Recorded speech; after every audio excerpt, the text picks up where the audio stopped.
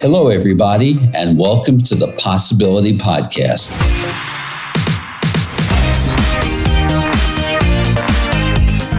I'm your host, Mel Schwartz. I practice psychotherapy, marriage counseling, and I am the author of the book, The Possibility Principle, the companion to this podcast. I hope to be your thought provocateur, and I'll be introducing you to new ways of thinking and a new game plan for life.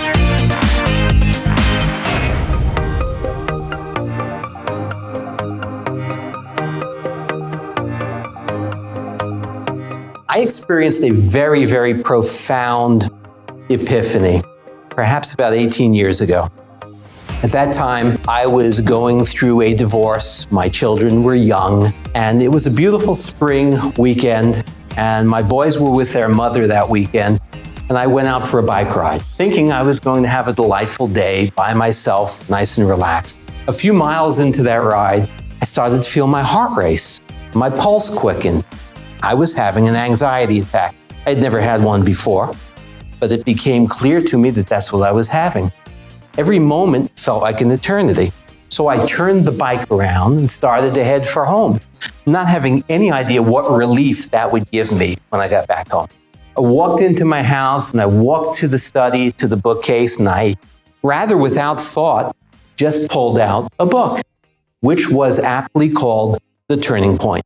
And it was indeed a turning point in my life.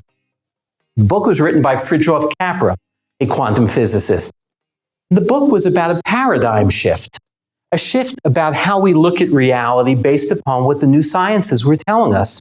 Within a few pages, I became as settled, calm, and balanced as if I had taken a load of anti-anxiety medication, except I was completely alert.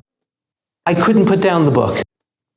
And that started me on a pathway which hasn't ended till this moment.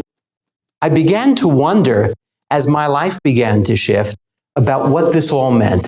I looked at these startling, amazing discoveries that science was presenting, and I asked a question. My question was, if this is all true, what does it mean to me in my life? What does it mean to me in my relationships and in my work? And from those moments, I decided to devote myself literally to a new way of seeing reality, but not on an academic or a theoretical level, on the level of how will this assist me? How will this benefit me in my life? And the journey has been amazing. So since that time, I have immersed myself in that kind of reading and that kind of thinking. And it's not really very heady stuff that I'm reading. When I come to the math and the formulas, I let it drop. I was not a science student in school. It was amongst my least favorite subjects. But I look at the concepts. And what I've done is I've looked at those concepts and I've integrated them into my life. And I literally feel the earth shifting when I do that. So over time, I began to introduce it into my therapy practice, whenever applicable. And from time to time, I was getting really startling results. People making shifts, change, and in some cases, transformation rapidly. I then went further in my evolution and I decided to devote myself rather specifically to that kind of work. And I founded a term, I put two words together, and those words were emergent thinking. And I founded what were called the Emergent Thinking groups, which I've been facilitating for some years, and that's now evolved into the Emergent Thinking class.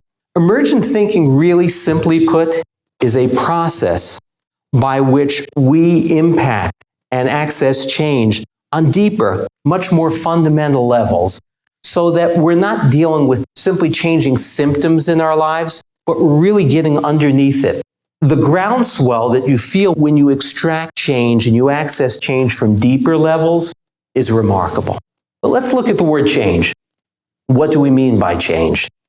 Who amongst us hasn't struggled at some time with creating change in our lives? It's a human experience. We keep running into the same wall. We keep getting stuck in the same place. Yet change is ever present. In fact, there used to be an expression which was, change is the only constant in the universe. But then I came to understand that that's not quite true, because change suggests sometimes there's an absence of change. And science reveals that there is no absence of change. Reality really is about a perpetual, inexorable flow, which just keeps moving. We look at the political season, and we hear the candidates all trying to take the position of they're the agent of change, but nobody's sharing or defining what they mean by change. One candidate's talking about changing policy in DC. Another candidate is talking about change because their spectrum, the way they look at reality is different. Change for me in my work is about mindful change. It's about change of substance.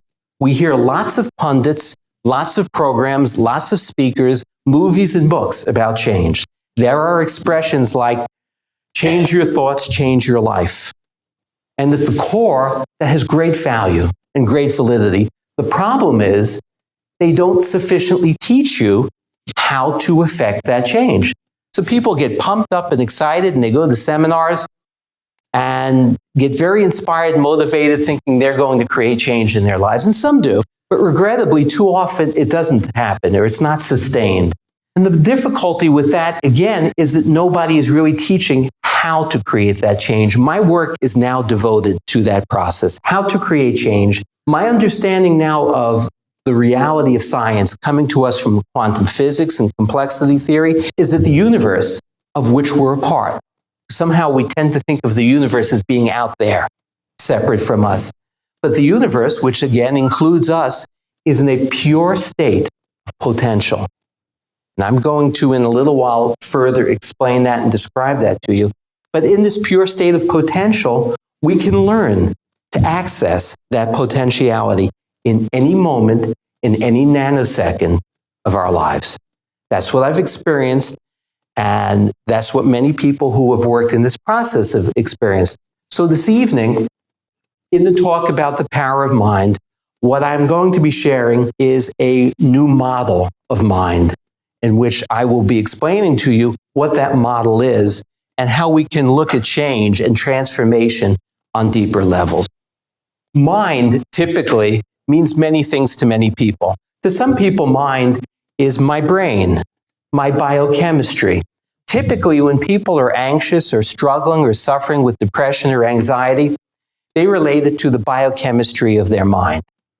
Many years ago, I had a thought, what happens if we continue to replicate ad nauseum in a very habitual way the same negative thoughts or the same measuring judgmental thoughts? Couldn't that alter our brain chemistry?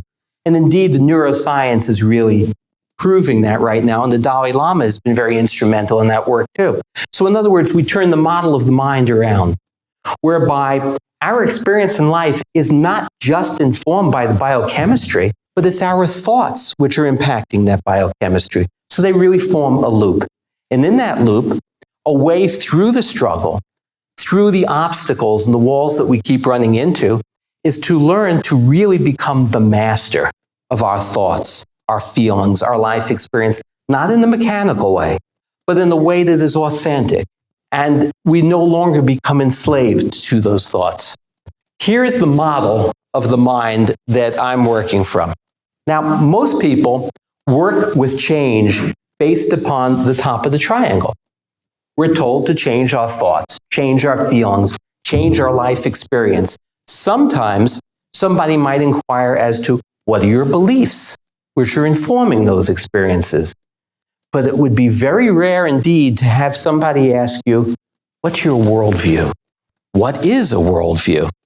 Many years ago, we used the word paradigm, which has now been replaced by the word worldview. A worldview essentially is, how do we see reality? What is that reality informing us? Now, my belief is that worldview is at the core of how we experience life, and the worldview filters up and informs our belief system. And our belief system, of course, informs our thoughts, our feelings, and our life experience. I'll describe a couple of worldviews so we can get a feel for that for those of you who aren't familiar with the term. Before the age of reason, logic, and enlightenment, the prevailing worldview was a very magical, mystical worldview, full of superstition, in which everything was connected with everything else, and there was a lot of magic. That worldview prevailed and existed for quite some time, until the age of reason, and in particular, the work of the great scientist, Sir Isaac Newton. Now, Newton gave us a worldview which was rather like a machine. It was called the mechanistic worldview. Let's talk about Newton's worldview, which, although 17th century science still informs most of us today.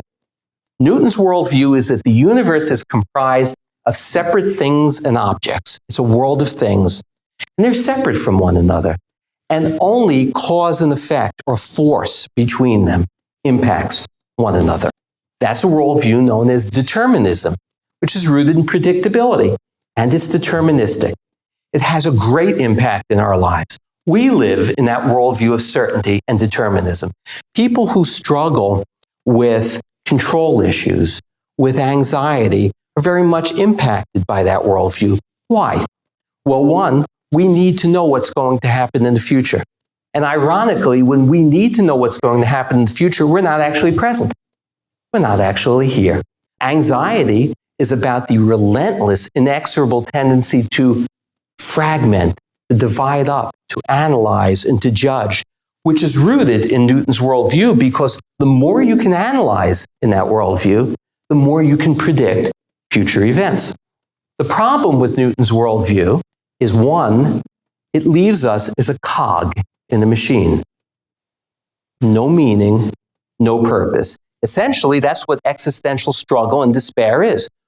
How good could life be if we're a cog in a machine, and all the universe is a machine, rooted in predictability and uncertainty? Those gears of the machine really get us stuck inside that groove of that machine. Let's take a look at some of the impacts of certainty. Let's look at relationships.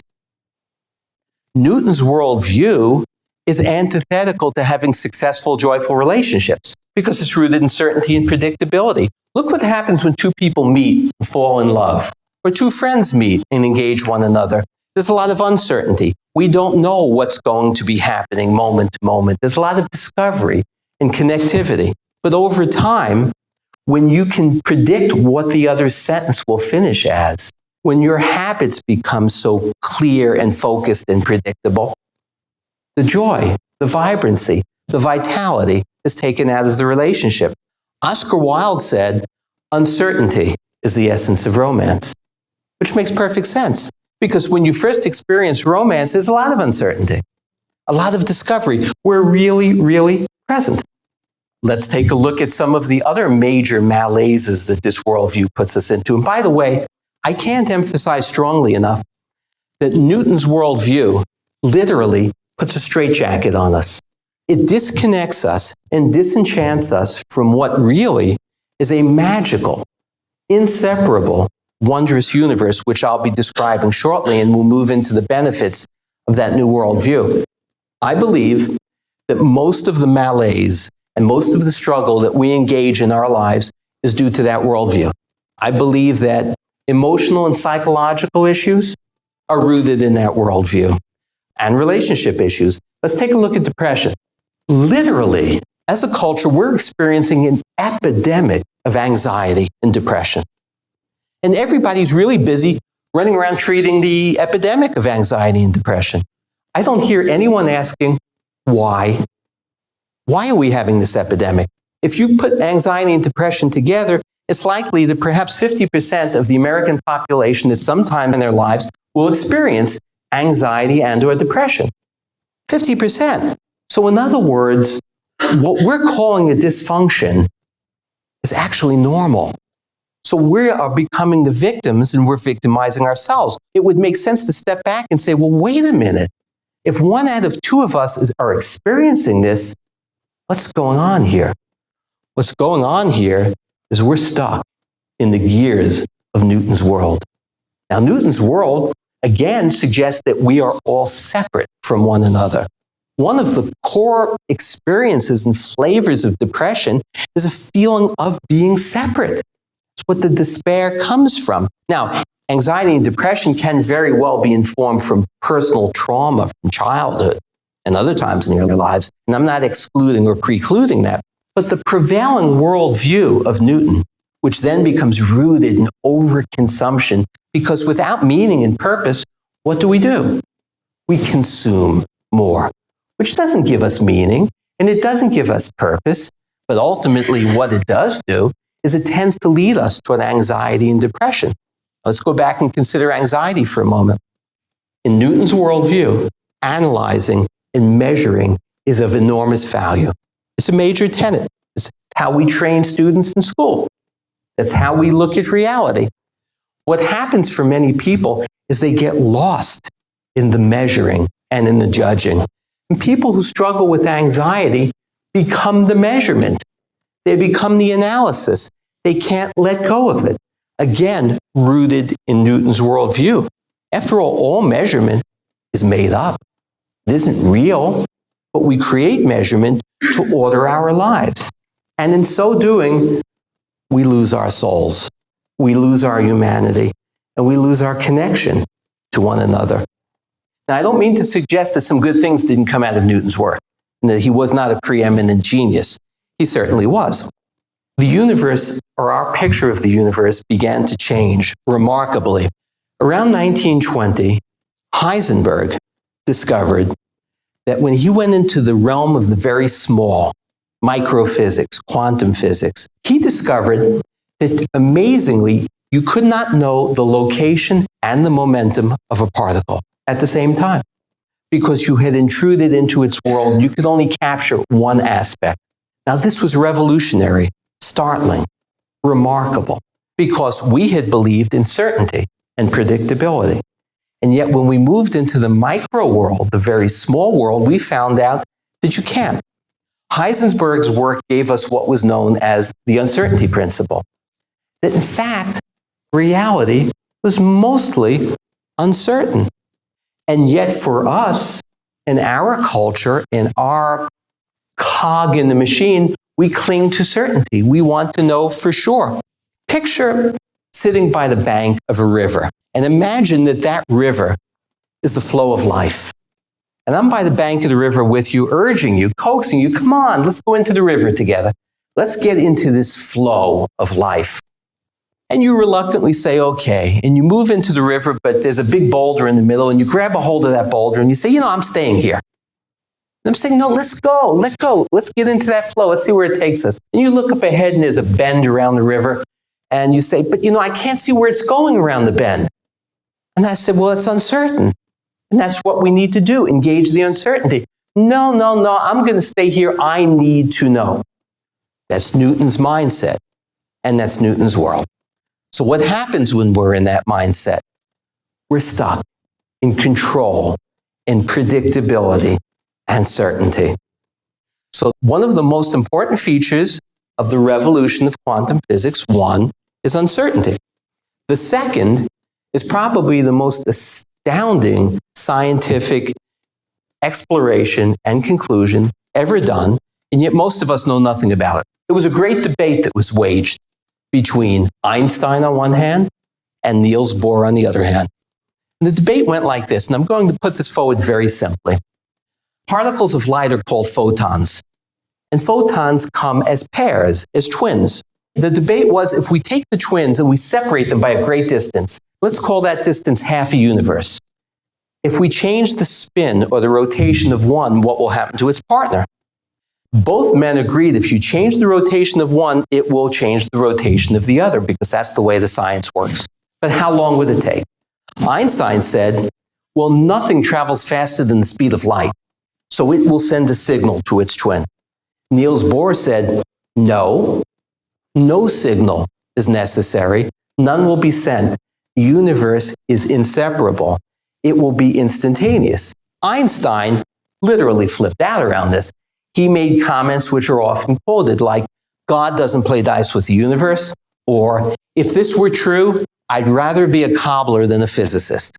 The debate goes on for decades, and the world of quantum physics is really divided into two separate camps. In 1962, a physicist named John Bell develops Bell's theorem, intending to prove Einstein right. And in the early 1980s, the technology came forth to determine who was right. Einstein lost. And every time this experiment has been replicated, Einstein loses.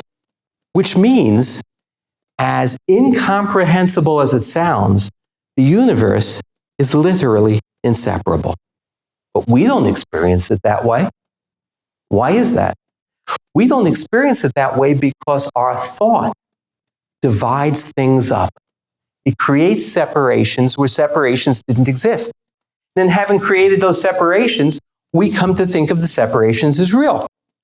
For example, during the Millennium celebration, I remember watching CNN and watching our planet as it turned on its axis, celebrating the birth of a new millennium.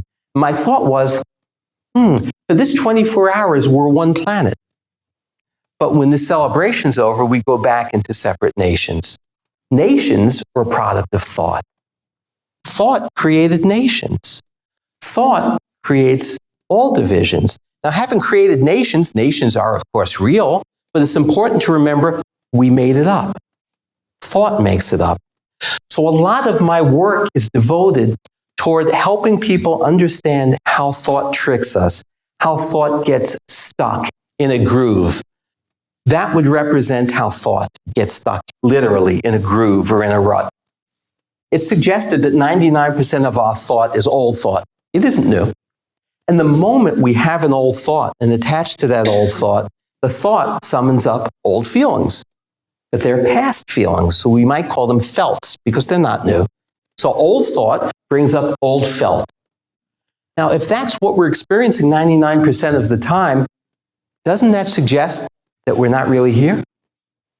We're like the cog in the machine, going round and round and round, or we're stuck in the groove.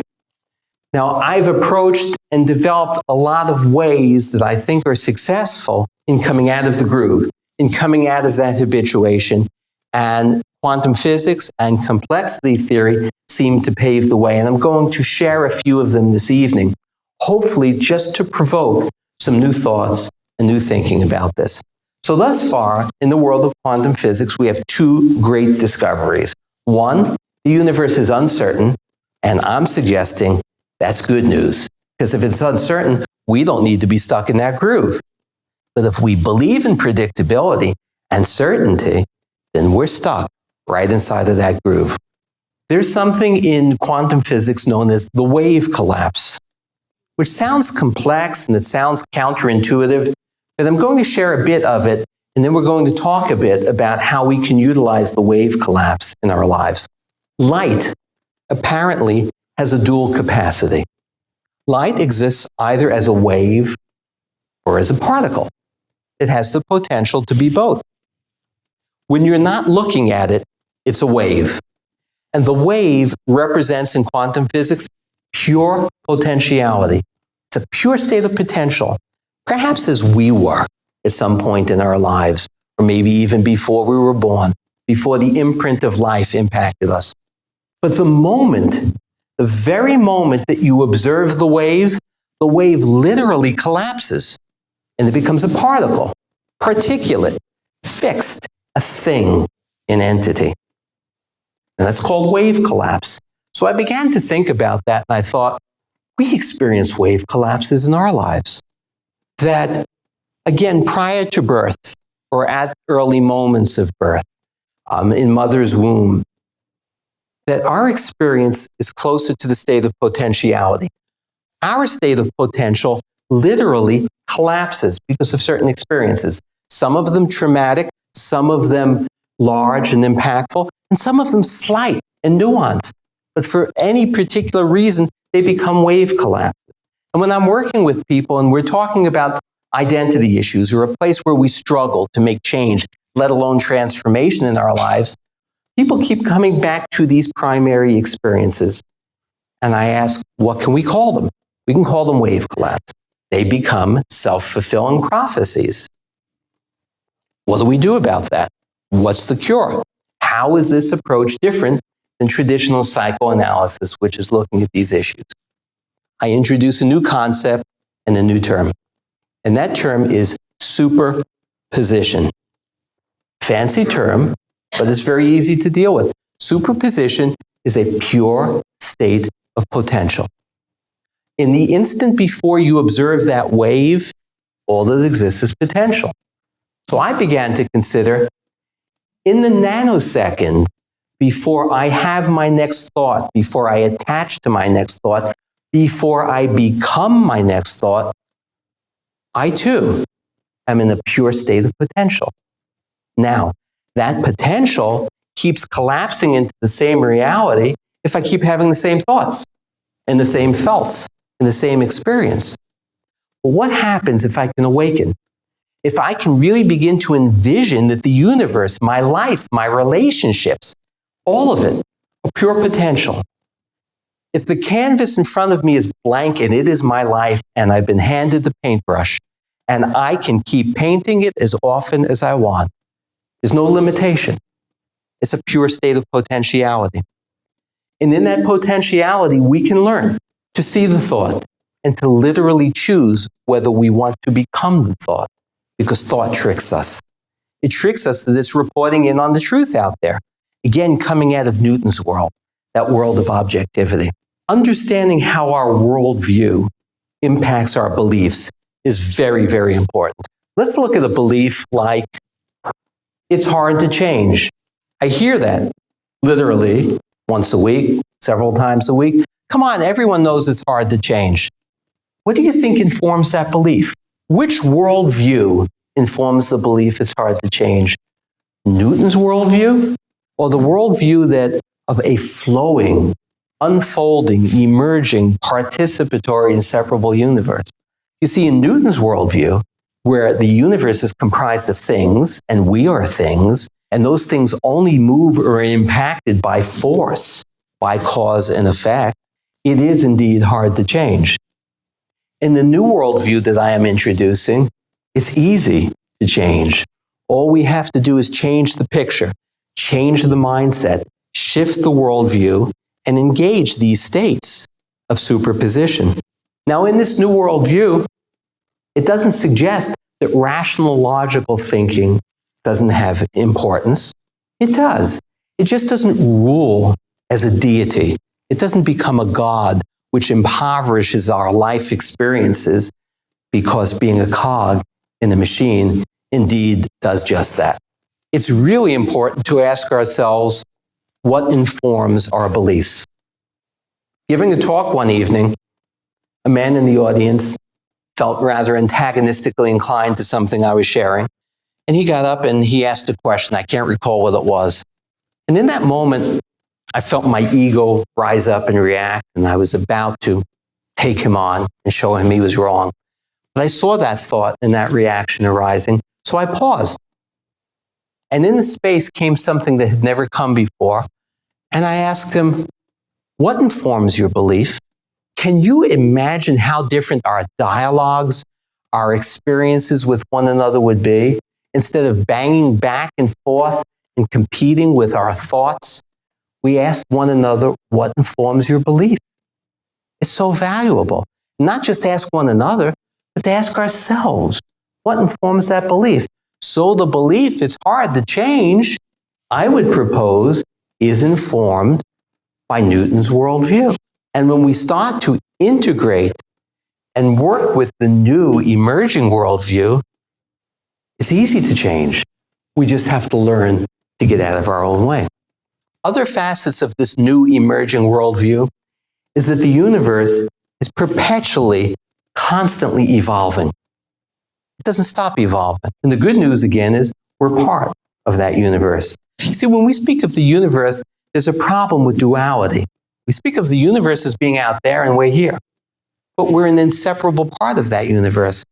There was an article in the science section of the Times some months ago, which was about what is called the theory of everything and the laws of the universe, which really made me bristle. So I wrote a letter to the editor, which they did publish, and my comments were as follows. When we speak of laws of the universe, that's anthropomorphizing. To anthropomorphize is to take human experience and project it onto the universe. Laws are human-made. People make laws. Isn't it presumptuous of us to think that the universe has laws? And then they spoke of the theory of everything, which science has been struggling to grab a hold of for quite some time, particularly physics. But you see, the theory of everything suggests that the universe doesn't keep changing and shifting and evolving.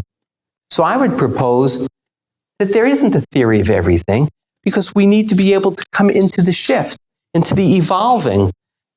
When we begin to view our lives in a fully participatory way, in which we are the creators of our life experience, we are fully participating with that life experience, our experience of life shifts.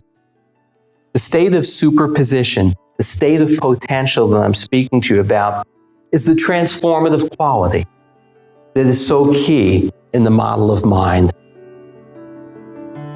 I'd love to show you my appreciation for your subscribing to and rating this podcast by offering you a gift to one of the following: The Power of Mind, a live talk that I gave, or one of my digital ebooks, Creating Authentic Self-Esteem, Overcoming Anxiety, or Raising Resilient Children, and lastly, Cultivating Resilient Relationships. Once you have subscribed, please send an email to mel@melschwartz.com and just let me know which gift you'd prefer.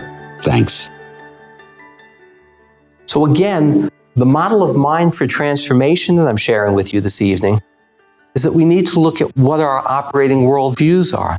How do we think this works? How do we think it operates? Whatever our struggles may be, I would propose that they are likely informed by our worldview. So rather than just going in and trying to shift your thinking and shift your feeling and shifting your life experience, we need to look at the worldview. One of the dilemmas we have is we all experience what I would call a comfort zone, which in fact may not be all that comfortable, but it's familiar. And picture that comfort zone as a circle. Stepping outside of the circle into the unfamiliar typically creates disquiet, discomfort, anxiety, stress. And that usually becomes the justification for why we don't go there, why we don't engage it. It's uncomfortable or it makes me anxious. But the irony is, unless we learn to change our relationship with the stress, with the anxiety, we don't get to emerge. We don't get that quality of an evolving life experience. So the stress, the discomfort, the disquiet isn't the problem. The problem is our relationship with it. What we need to do is alter our relationship and begin to embrace it. So when I'm working with people and they're saying, it really makes me uncomfortable, I'll say, well, that's good. It makes me anxious. I'm happy to hear it. Change your relationship with the anxiety. Embrace it. You see, what we typically do is we try to stay away from it. And that gives it a force that it smacks up against, and it becomes formidable. It becomes powerful. We become rooted in this relationship whereby the anxiety, the stress, the disquiet rules us. It becomes our master. We become enslaved with it. But if we paradoxically learn to shift our relationship with it, the whole thing begins to shift. Now, when we come out of the comfort zone, we need to continue to make progress, move further and further out, because if we don't, there's almost a gravitational pull, an orbit field, where we stay rooted in that orbit. This becomes very similar to what I was discussing earlier in terms of getting stuck in the groove. So the model for coming out of the familiar zone or the comfort zone is to change our relationship with disquiet. All organisms evolve when they come out of certainty, when they come out of predictability. Chaos theory and complexity theory teach us that the only time organisms, by the way, of which we are one, the human organism, the only way organisms evolve and grow is to come out of predictability.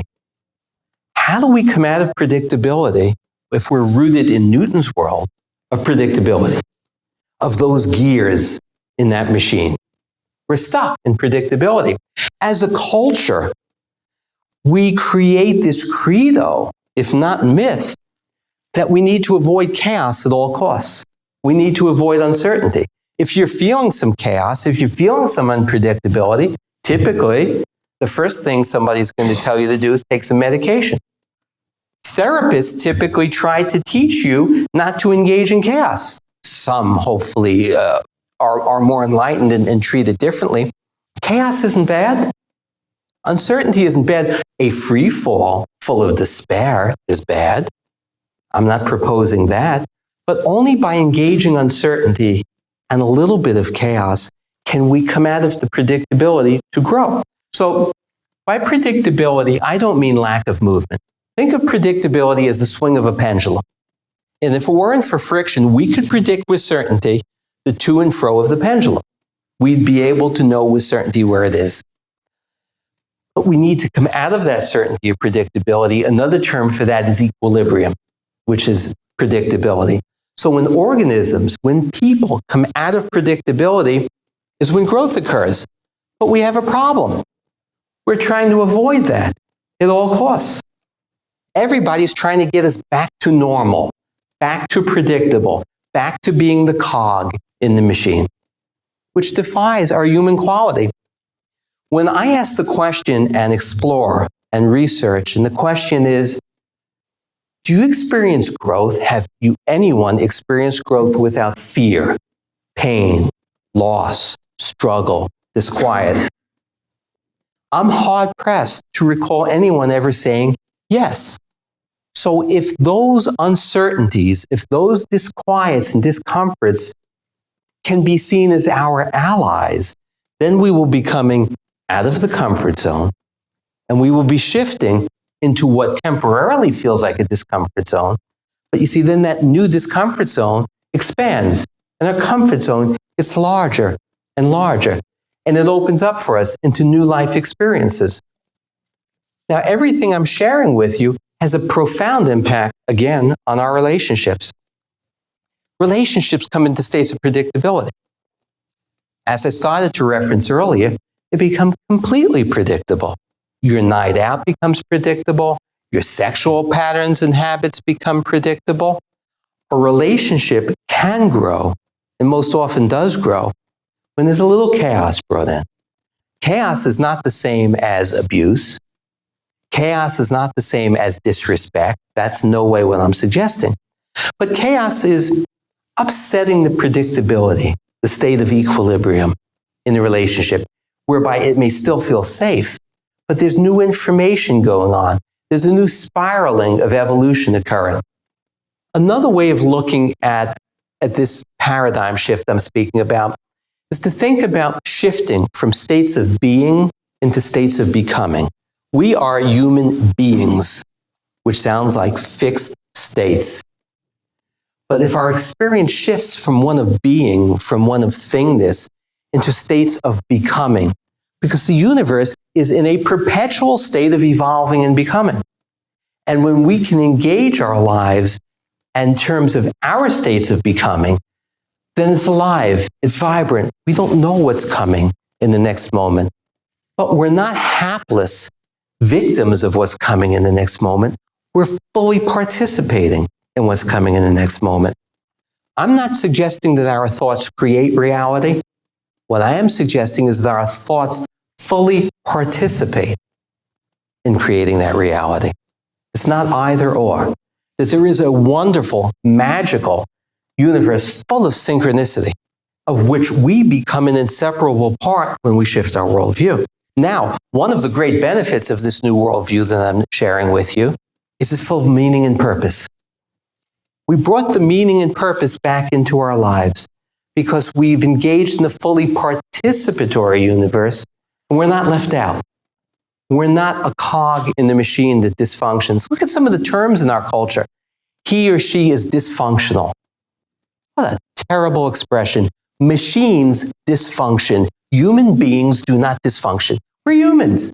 We can just look at the language and the vocabulary and the words and the methods of our culture to see that we are machines in that cog. Yet, we can see change afoot in so many areas. If you look at the best-selling list in the New York Times, you find so many books proposing and espousing views which are not dissimilar to what I am speaking about this evening. In Newton's worldview, we're concerned with notions of mistakes. What is a mistake? A mistake is a snapshot. It's a temporary moment when we look at the snapshot and we look at the outcome, and we call that a mistake.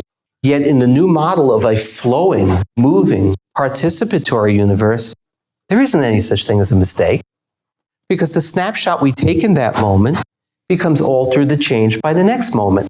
I'm not proposing this in the extreme, But the things that we labor over in terms of our lives, in terms of mistake, are rooted in cause and effect and predictability. And they burden us. So what I'm proposing this evening is that when we shift our worldview, when we begin to understand and appreciate how the universe is operating, and we begin to ask, what does that mean to me? How can that benefit me in my life? How can it enliven my relationships? How can it help me overcome emotional, psychological, self-esteem issues? What is it like to be part of an inseparable universe? What does this inseparability mean? By the way, the story I shared with you about the two photons separated by half the universe, and when one changes, the other changes, this isn't science fiction. Look at what happens with identical twins. One twin is living in San Francisco and the other one's living in Paris. And if the one in San Francisco falls down and breaks her leg, the one in Paris feels the pain. We've all heard those stories. You see, as humans, we share that same state of inseparability. Those experiences that you have of thinking of someone you haven't spoken to in 10 years and the phone rings and it's them. That's synchronicity. Synchronicity is alive and well and gives us meaning and purpose in this new worldview. It's absent the notions of cause and effect. Now, cause and effect have certain parameters and certain experiences that are valid, but we miss the larger picture because we have learned not to think in wholeness. Our thoughts, again, divide up the wholeness. Our thoughts create separations, and we follow those thoughts, and we become those thoughts. And that's what limits our lives. That's what limits our change. That's what limits our transformative experience. So my theme this evening that I want you to really think about and go away with is about the state of potential. Potentiality exists in your life in any nanosecond you choose.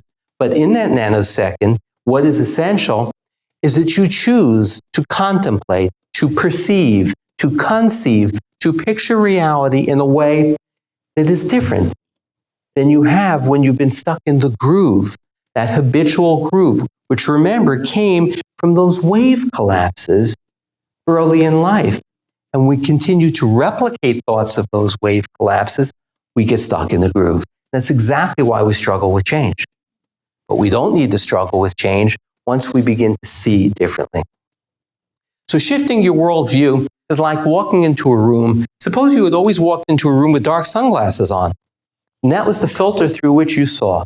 What I'm proposing this evening is that the worldview has to shift. Now you walk into that room perhaps with no sunglasses on, and you're seeing things differently. So how do you do this? How do you access this? I'm a staunch believer that there's never one way.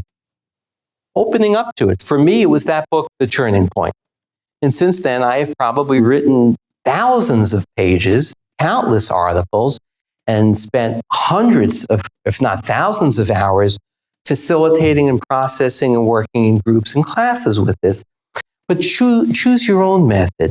Choose your own way of challenging yourself, asking yourself again, well, what informs my belief? And what would happen if I chose to look at this differently? If I questioned my personal reality, or if I questioned the universal reality? You see, when science presents something that doesn't fit into our mainstream belief, that's called an anomaly. It doesn't fit in. And regrettably, science tends to discard the anomaly. It pushes it away. It says, well, that doesn't matter. It doesn't fit in. But that's bad science. Whenever something doesn't fit in, we need to step back and say, well, that means our operating theory isn't correct. Since I've been engaging in this work and doing the emergent thinking process, I've had the great pleasure and honor of meeting, speaking with, and collaborating with really some of the great scientists and frontiers in these new fields. And it has such a vitality. It is so exciting as we collaborate with one another and see how it's transdisciplinary. It moves across all fields. And there are educators now out there approaching this work too, because we still continue to educate and teach our children science that's completely out of date. For a fun one evening, we took out Webster's Third Dictionary. Imagine that's for fun. And taking out the dictionary, we looked up the word gravity. And first I asked everybody, what do you think the definition of gravity is?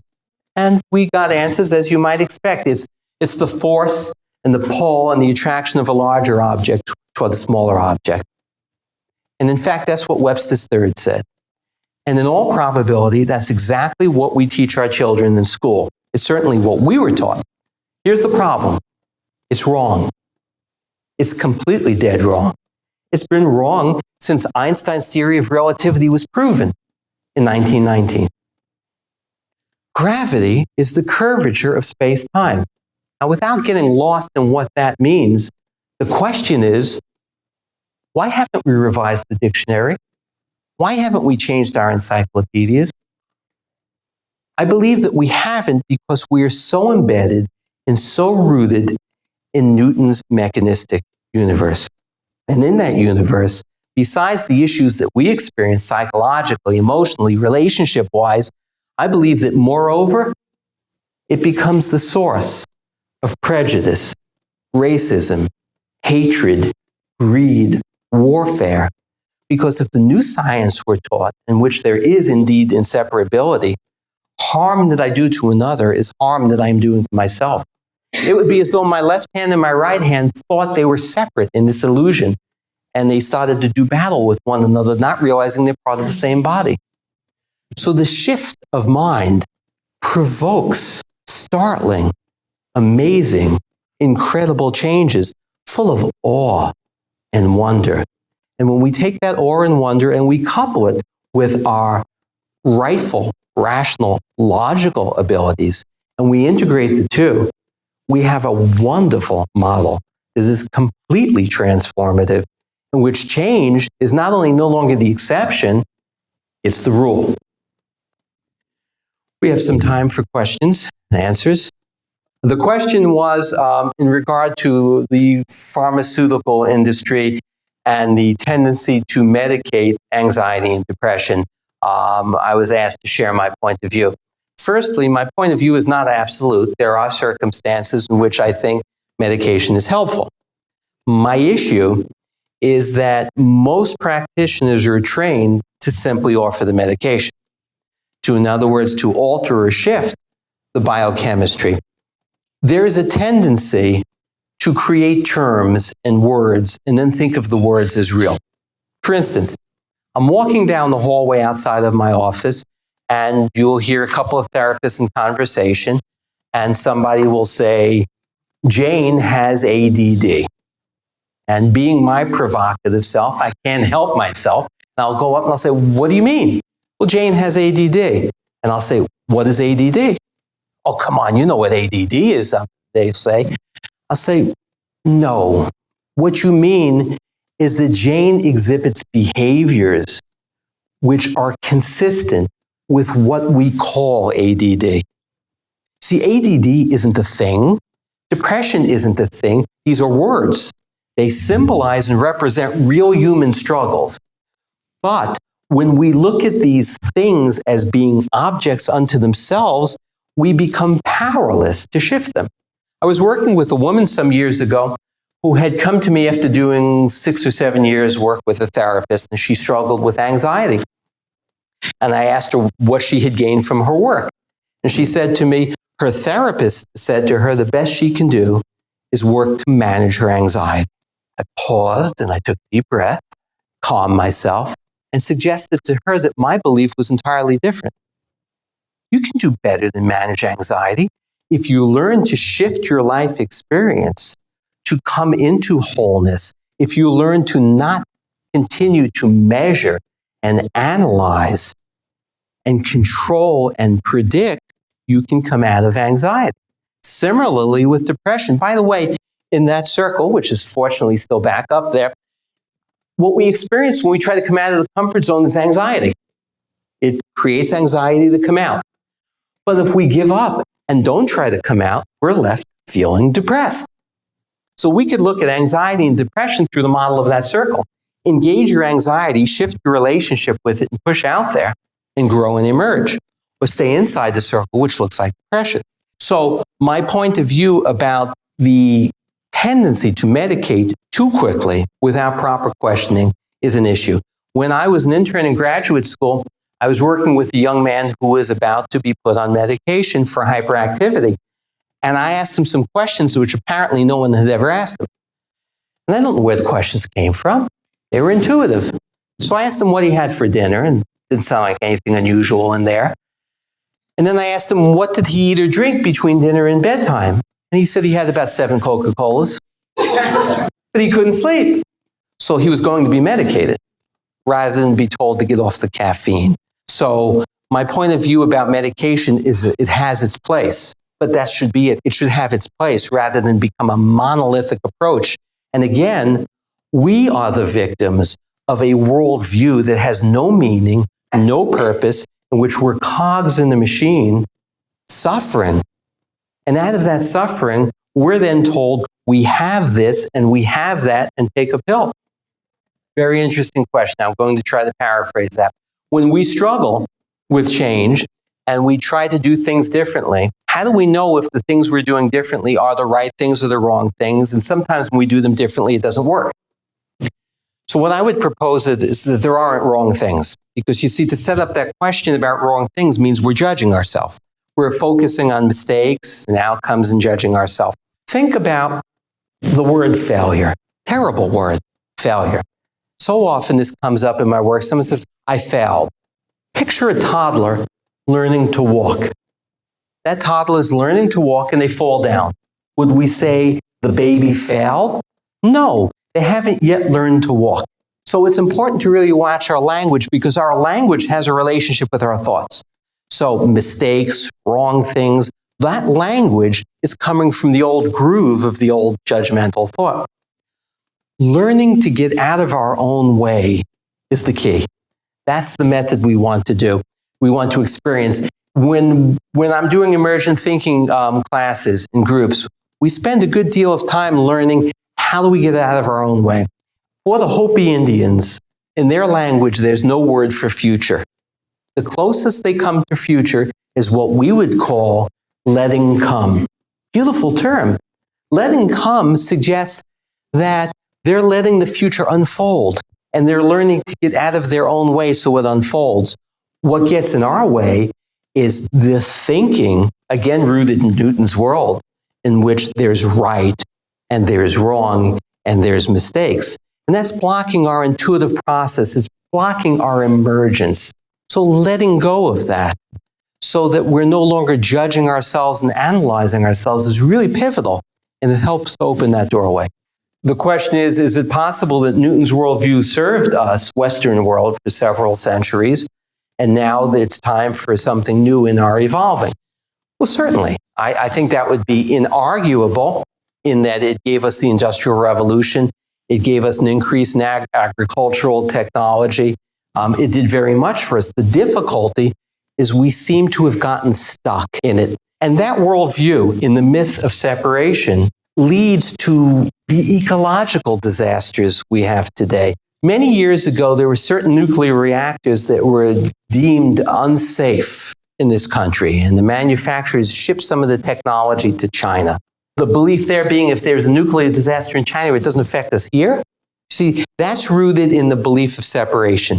The FDA took a certain pesticide many years ago and said, you can't use this pesticide in this country.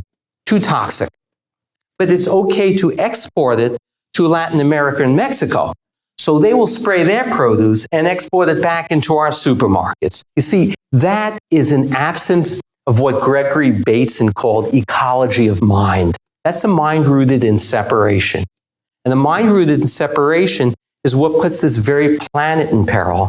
It's certainly what has our lives struggle and not thrive.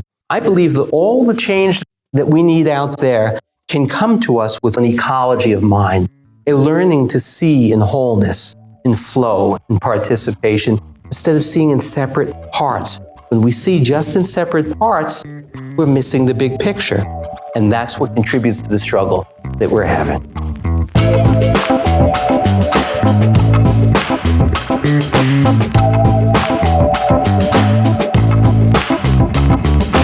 I hope you enjoyed this episode of the Possibility Podcast.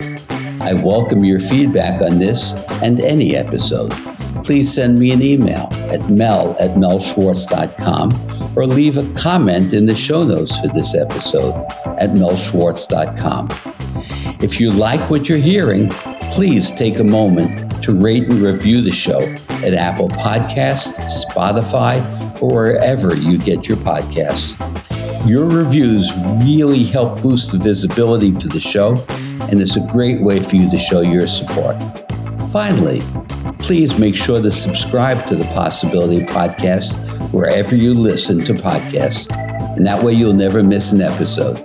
Thanks again, and please remember to always welcome uncertainty into your life and embrace new possibilities.